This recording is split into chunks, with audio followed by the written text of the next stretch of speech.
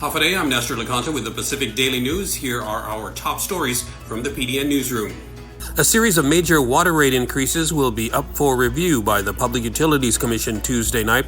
The first of 5 annual rate increases sought by the Guam Waterworks Authority will take effect starting fiscal 2025, which begins on October 1st. The average water customer who uses between 5,000 and 7,000 gallons a month would see their monthly bill go up by between $7.21 and $14.07 in fiscal 25 if GWA's most recent rate schedule gets PUC approval. The total increase over the next 5 years for customers using 5,000 to 7,000 gallons a month would be between $27.26 and $48.74 based on the rate schedule. That amounts to a 58% increase. PUC will decide what exactly the final increase looks like, and there are some matters still to be ironed out based on GWA's most recent work session with the Consolidated Commission on Utilities.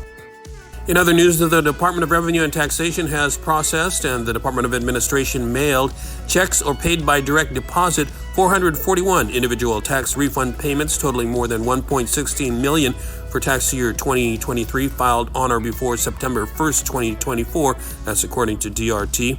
DRT and GDOE have processed and disbursed a total of over $142.8 million to income taxpayers this year. DRT reminds recipients that it may take up to 15 days from the date of processing to reach refund recipients. And finally, Speaker Therese Terlahi's bill seeking to reopen the old Department of Public Health and Social Services building in Mangilao was removed from the legislative session agenda Monday, shortly after the proceedings and tense exchanges got underway. The Mangilao building has been shuttered since an electrical fire in 2019.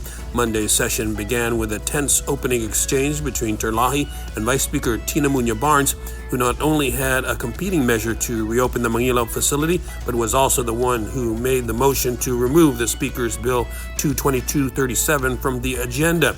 In the end, Muñoz-Barnes' motion to remove Terlahi's Bill 222 from the session agenda passed with 8 votes. 3 months since Congress allowed a program compensating survivors of nuclear weapons testing to expire, indigenous radiation victims from Guam and around the nation are calling for an extension and expansion of the payouts.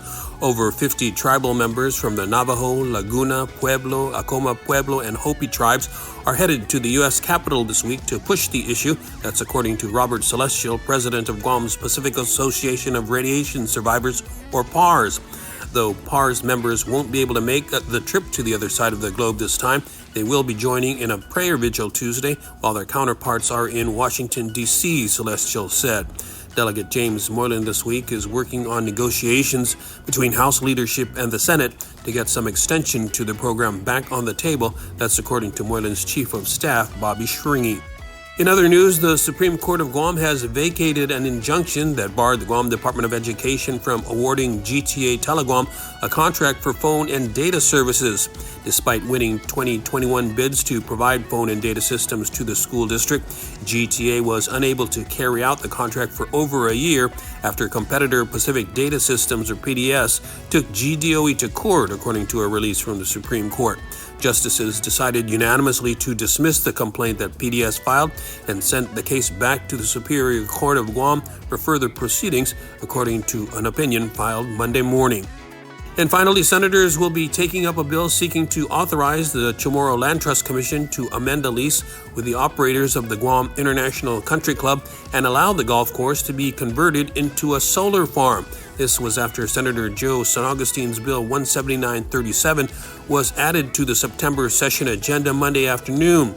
The bill would authorize the CLTC to approve a new lease that allows the municipal golf course in Dededo to be transformed into a solar farm and approves an accelerated one-time lease payment by the operators of between $7 and $9 million to CLTC once a power purchase agreement is signed with the Guam Power Authority.